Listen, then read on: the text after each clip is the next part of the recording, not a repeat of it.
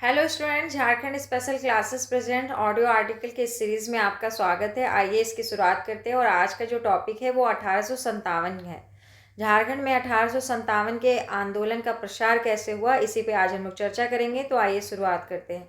झारखंड में 1857 के विद्रोह की शुरुआत 12 जून 1857 को रोहिणी गांव देवघर से हुआ।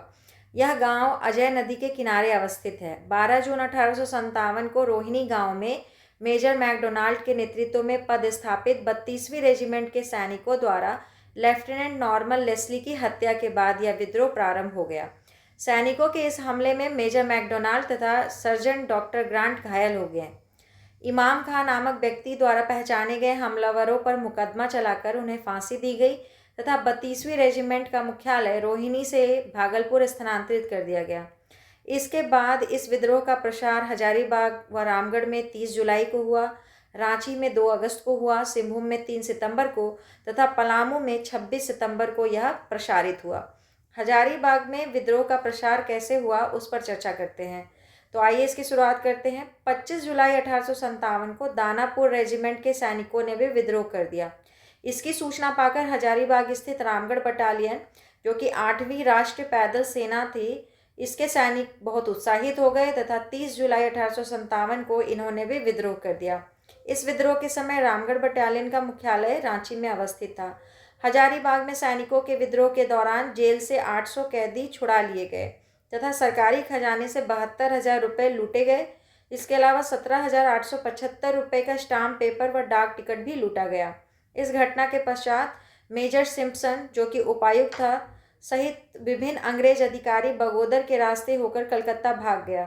सिम्पसन के भाग जाने के बाद छोटानागपुर कमिश्नर डाल्टन ने लोहरदगा के senior assistant commissioner captain Davis को हजारीबाग का अस्थायी प्रभार सौंप दिया। रामगढ़ के राजा शंभू नारायण सिंह के द्वारा तार के माध्यम से इस विद्रोह की सूचना भारत के गवर्नर जनरल लॉर्ड कैनिंग को भेजी गई थी।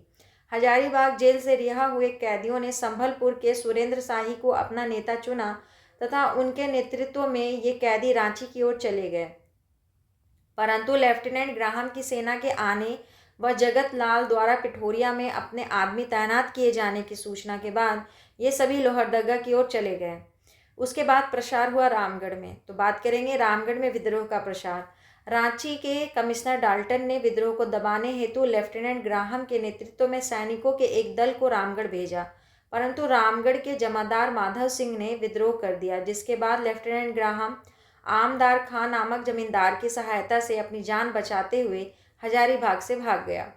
उमराव सिंह, घासी सिंह व शेख भिखारी ने अपने अनुयायियों के साथ चुट्टूपालू घाटी की नाकेबंदी कर दी, जिसके कारण अंग्रेज अधिकारियों का रांची लौटना मुश्किल हो गया था।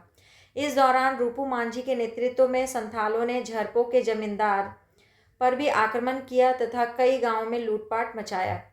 भूइयां डकैतों ने भी इस आंदोलन में संथालों का साथ दिया, जो अपनी हड़पी गई जमीनों को वापस पाने हेतु संघर्ष कर रहे थे।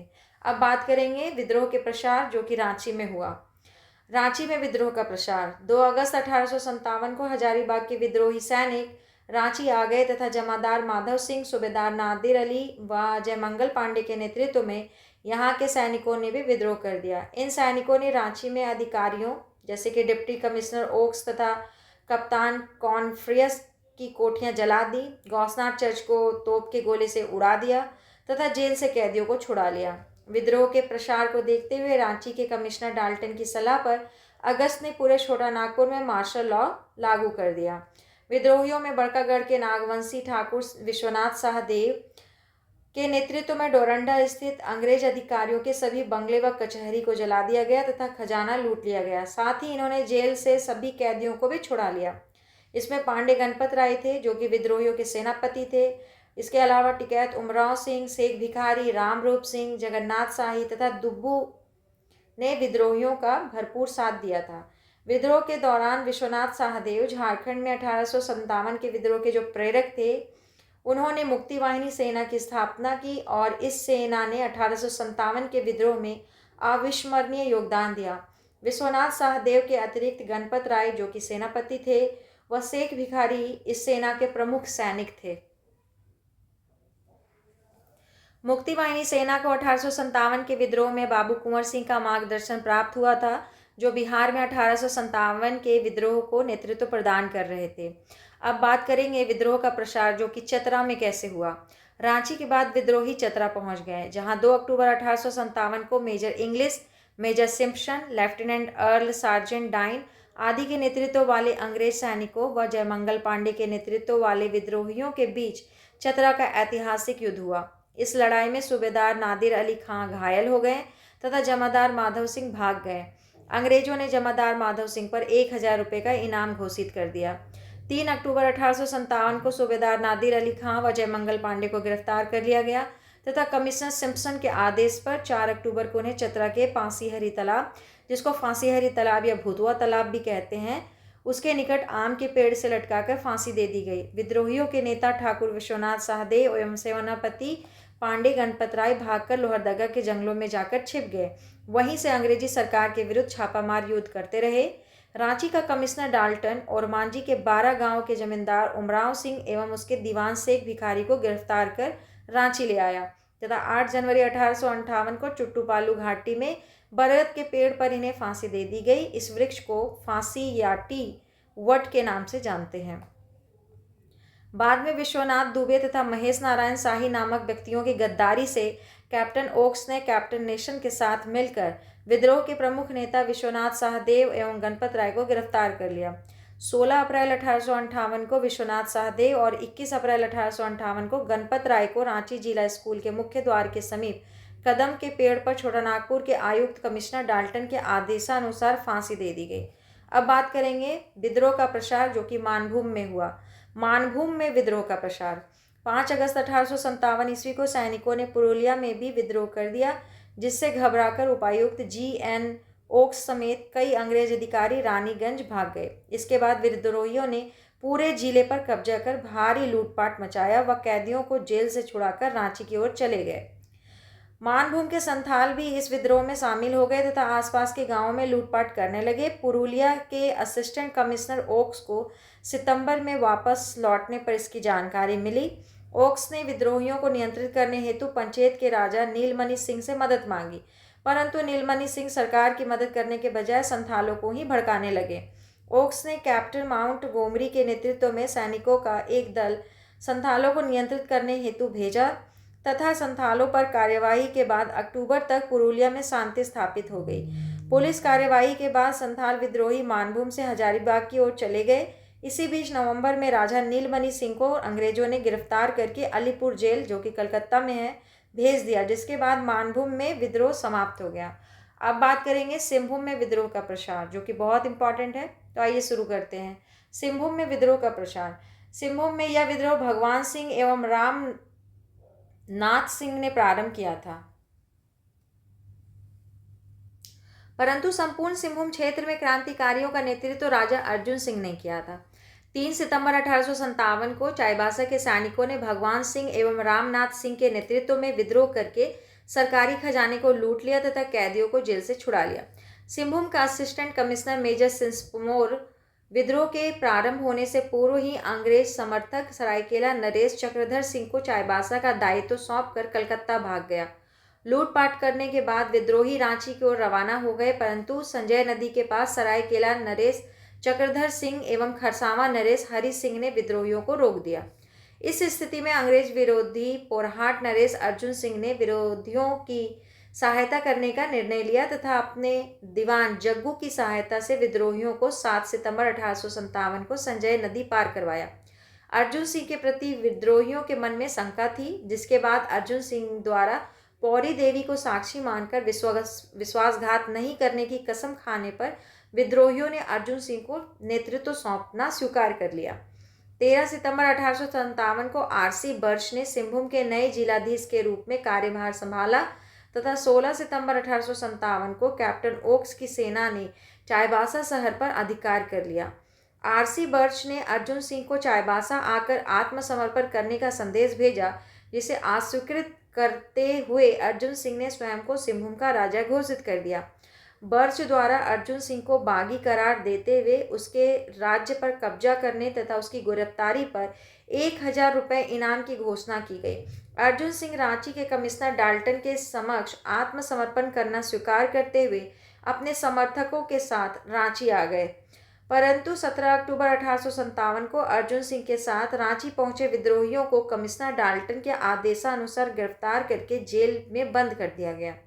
इन गिरफ्तार सैनिकों पर कोर्ट मार्शल चलाकर इनकी सजा तय की गई तथा 20 अक्टूबर 1857 को शहीद चौक के पास फांसी की सजा प्राप्त विद्रोहियों को फांसी पर लटका दिया गया।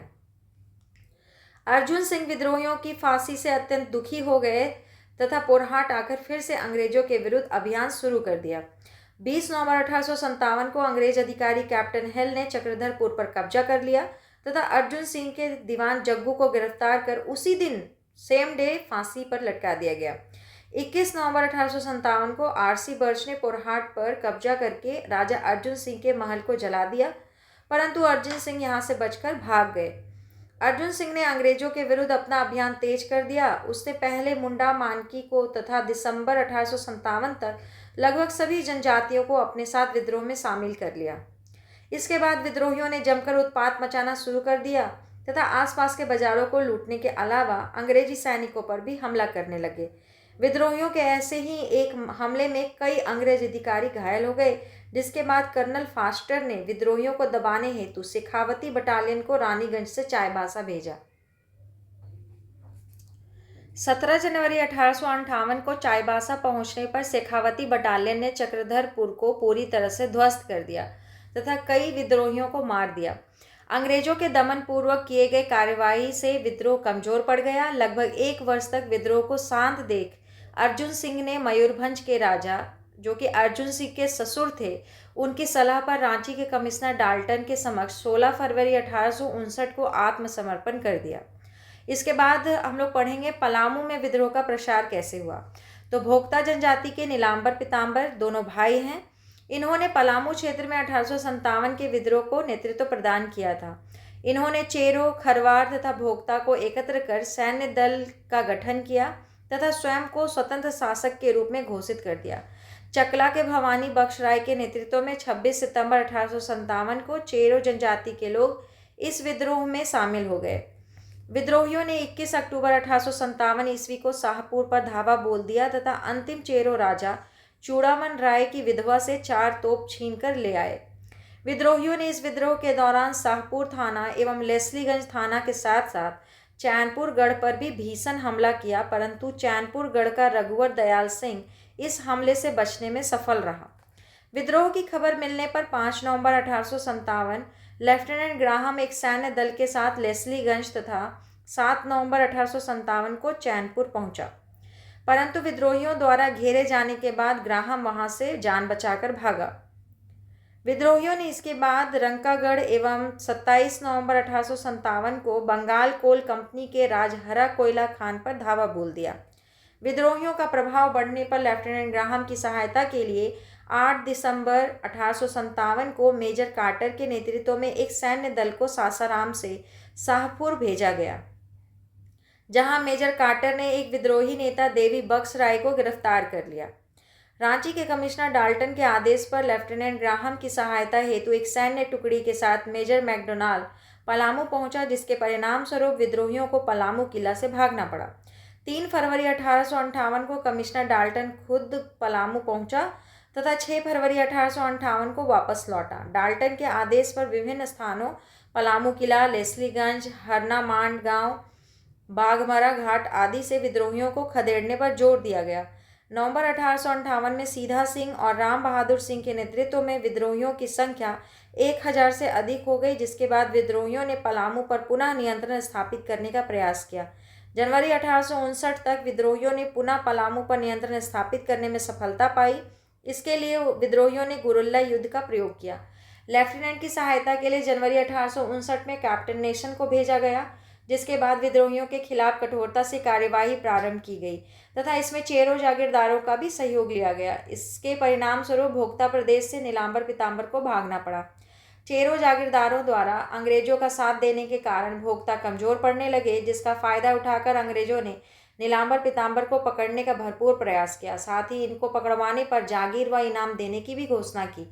अंग्रेजों ने एक गुप्तचर की सूचना पर नीलांबर पीतांबर को एक गुप्त स्थान पर भोजन करते समय चारों ओर से घेर लिया तथा उन्हें आत्मसमर्पण हेतु विवश कर दिया। 28 मार्च 1859 को नीलांबर पीतांबर को लेस्लीगंज पलामू में एक आम के पेड़ पर फांसी दे दी गई। 1857 के विद्रोह का परिणाम क्या हुआ? तो 1857 के विधान 15 के तहत राजा अर्जुन सिंह, विश्वनाथ शाही, पांडे गणपत राय, टिकैत उमराव सिंह, शेख भिखारी, बहोरन सिंह, चंभू शाही, नीलांबर पीतांबर व रेंगा सिंह की संपत्ति जब्त कर ली गई। सैन्य व्यवस्था में परिवर्तन करते हुए छोटा नागपुर के कोल, संथाल आदि लोगों को सेना में शामिल किया गया। रामगढ़ बटालियन में गोरखा एवं सिखों के साथ साथ दुसादों को भी भर्ती दी जाने लगी। अब अन्य तथ्य में 1857 के विद्रोह के दौरान अंग्रेजों की सहायता करने वाले राजाओं, जमींदारों आदि को पुरस्कार दिया गया। इनमें नागवंशी राजा जगन्नाथ शाहदेव, पांडे गणपत राय को पकड़वाने वाला विश्वनाथ दुबे तथा नारायण शाही, जगतपाल सिंह, जनक सिंह, शिवचरण राय, कुंवर भिखारी सिंह, इस सभी को पुरस्कार दिया गया। अंग्रेजों की सहायता हेतु किशुन दयाल सिंह तथा रघुवर दयाल सिंह को राय बहादुर की उपाधि मिली। अंग्रेजी सेना में शामिल हुए कुछ भारतीय सैनिकों को उनकी सेवा हेतु ऑर्डर ऑफ मेरिट दिया गया। इसमें सूबेदार शेख पंचकौड़ी, हवलदार आरजू एवं नायक तारा सिंह प्रमुख था। ये तीनों चतरा की लड़ाई में शामिल हुआ था। लेफ्टिनेंट डॉन एवं सार्जेंट डाइन, इन लोगों को मरने के बाद विक्टोरिया क्रॉस से सम्मानित किया गया था।